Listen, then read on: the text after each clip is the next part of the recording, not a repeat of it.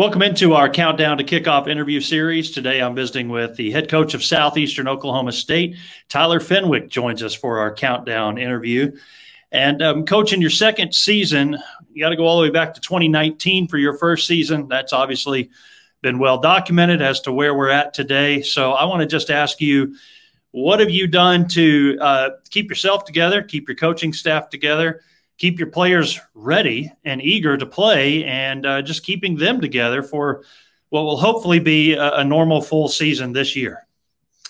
Yeah, it's been obviously a long process, and going through all the ups and downs, and we're going to play and not going to play, and then trying to figure out what the fall practice looks like, and then spring practice schedules, and then we're going to have scrimmages. And so there's just so many things that, just come about. And I think our kids handled it really well, as far as they just rolled with the punches.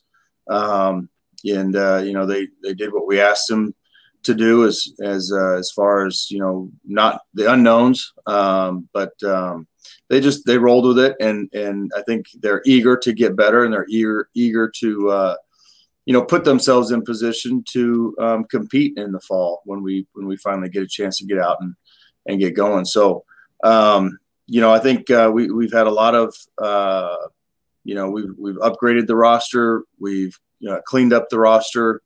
We've developed our players. I think we've done a great job. I think our strength staff has done a great job of developing them in the weight room.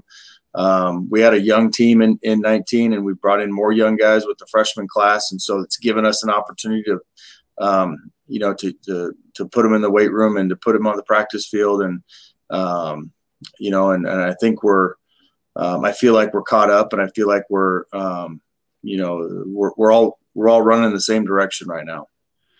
For the number of teams, allowed to have players return for an additional year. And like you said, a young team, a lot of returners there as well. I think it's going to be an interesting year across the league with so many returners. Let's talk about some of yours, and just kind of give me a feel of how many guys elected to graduate, how many guys you have staying, just kind of a general overview of that.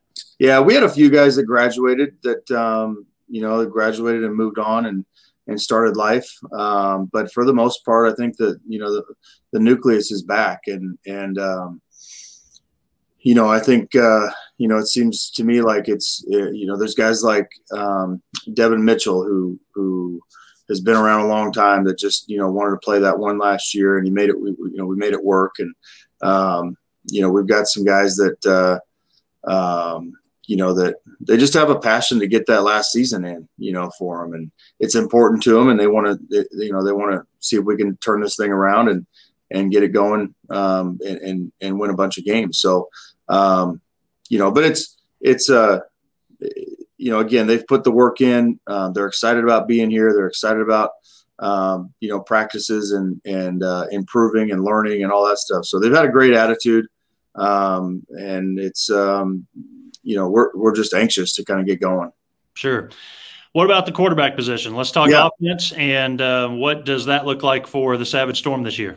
Yeah, I mean, Dalton Hatley's back. He started the last half of the season for us, and I thought improved every week and finished up pretty strong. And he's he's got a great grasp of what we're doing on offense. He understands the system just as well as the coaches do, and he's kind of that coach on the field. He's directing traffic, and he's checking plays, and he asks the right questions, and great leadership ability. So we're excited about him. I think he could be one of the top guys at the end of the year that everybody's going, man, that guy's he kind of snuck up on us, and that guy's pretty good. So and then behind him we got Riley Russell, who's he came in the fall as a transfer, and he picked up the system. He's an athletic quarterback, has a strong arm, and he's really picked things up, and he's a great leader as well. And I think there's a lot of respect. So we've got two good quarterbacks with leadership ability, with the fact that all the young players and all the players around him, they feed off of him. He's got great energy. So So there, I think I feel pretty good about our quarterback situation. I feel really good about our quarterback situation. I think our skill position is top notch. I think we're going to be, we got some depth. We're long and fast, and all those guys are back. So they've all been in the system before, and they've been able to kind of sit back with this year and try to, perfect things and get on the same page with the quarterbacks. And, but I mean, Braxton Kincaid and Deuce Pittman and Skylo and Cottrell Blakely. I mean, those guys all are back, and they all, 3 of them caught 50 balls or more. So now that they've got a year under their belt, it's a little bit better chemistry, and they all kind of know where they're supposed to be. I think our running back position is we're kind of running back by committee a little bit. CJ Shavers and Ryan Taylor are back. CJ had his season cut way short, but so he got a year back, and then DeAndre Wheeler is kind of the new guy that's been here, but he's he hasn't had game reps, but he's a bigger back, 6 foot, 5'11", 225. He's just kind of that power back kind of guy. So we got a lot of, we got some good different style runners back there. And so there's a really good, just from a skill standpoint, I think it's a good chemistry. I think the problem is going to be, trying to find carries and touches for all those guys. I mean, there's just a lot of weapons out there. So quarterback's got to get them the ball and distribute it and let them do their thing. So, yeah. And Coach, you mentioned having time to shore up the roster and kind of make sure that is where you wanted it to be. The recruiting process, what were you looking for? Where did you need to enhance the team? Yeah, that was the big, that was a big deal for us, is to go out and get offensive linemen and bring in some transfers, but at the same time bring in some young, freshman recruits and start developing those guys. And, we brought in James Walker, Daquan Montgomery, and Caleb Weatherford at center. So we brought in a tackle, a guard, and a center. And then at the same, so that, and those guys have now had a year. It's not like we're bringing in a transfer and saying, okay, here's the playbook. You got 3 weeks to get ready. I mean, it's the fact that we're able to bring them in and work with them and get them in the weight room and develop them and all that stuff. I mean, it's just been it's been a big help to those guys and to us, just getting them ready to go. So, so that was a big part of it offensively. And I think we hit it on the head with those guys. And I feel, pretty good. They're big and athletic, and they can move their feet.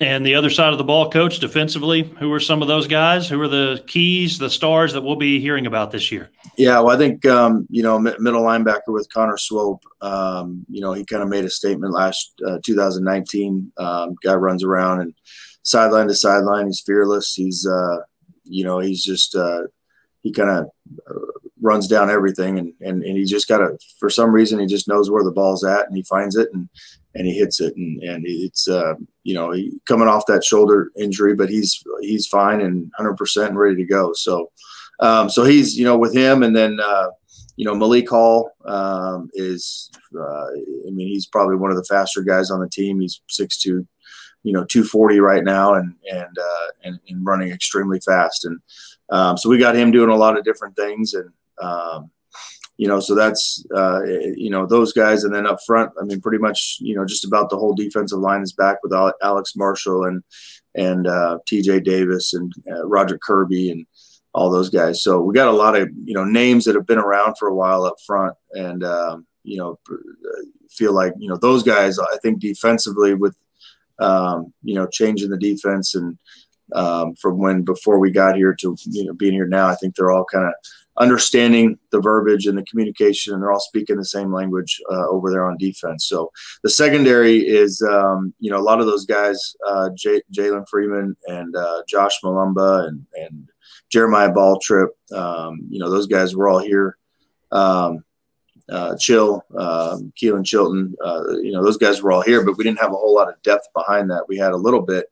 And so that was an emphasis in recruiting as well, as to try to, really, get some guys where we got some depth and some guys that can come in and compete. And I think we've done that with Keyshawn Somerville. We brought in as a grad transfer from TCU that was here in the spring and has really adapted well to what we're doing in our program. And so he's a corner. So there's some good competition there. And then we just had a really good freshman class. Jalen Shaw and Caleb Tobias and Tanique Taylor, who's been here 2 years now. And so we just built our depth so that, number one, when you build depth, you got competition, but then also, the fact that if somebody goes down, we've got somebody that we can put in there. And honestly, those redshirt freshman guys that, in a normal year, if you're going to play them, it's one of those things where you throw them in the fire game one and it's like, okay, sink or swim. But now, having the scrimmages, we've been able to let those guys get reps against, Midwestern State, Northeastern State, and Emporia, and some good competition. So, they should be up to, shored up and ready to go. Yeah, a little different having those scrimmages as opposed to playing your own guys. So right. I think that'll help. Coach, everybody has the same feeling right now. We're all excited. We're glad to be back doing what we do, whatever it is, whatever part you are on the team. But what is going to be your message to your guys before that first game? Yeah, well, that's leaving when we left in May for the summer and broke for that. That was kind of the message started there was, we had this year of practice and, I don't know, we had some ridiculous amount of practices without actual games. And so you kind of get into that, comfort zone of another practice and another practice. And I think, the message is, hey, we're getting ready now. At this point, we're getting ready to play in 3 weeks. And they've, the urgency to have good practices and the urgency to clean things up. And, you don't have, 50 practices to clean things up. You got 3 weeks and we got to make sure that we're, when we come to practice, we're on our A game and we're focused and when we do make mistakes, that we're not making the same mistake over and over again, and we're fixing those things and cleaning them up and being detailed about all that stuff. And I think, that's kind of been the message for us. That's kind of been, that's been the message really since we found out we weren't playing last year. Was everything that we're doing is we were preparing for the fall of 21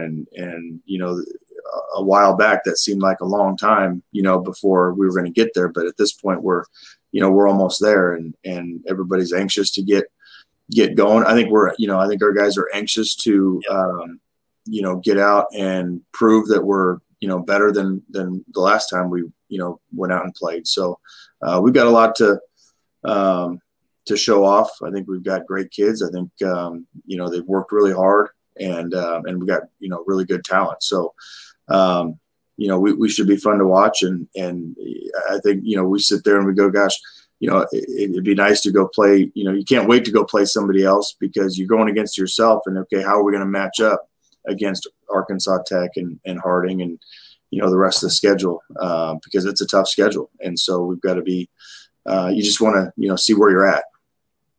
Yeah. Well, for full disclosure, you let us practice because we had to do this interview multiple times because I had technology issues and we could have had a whole quarantine period by the time I figured it out. But yeah, thank you for your time again, and best of luck to the Southeastern Savage Storm, to you, Coach Fenwick, and I hope you have a great year. Appreciate it. Thank you very much.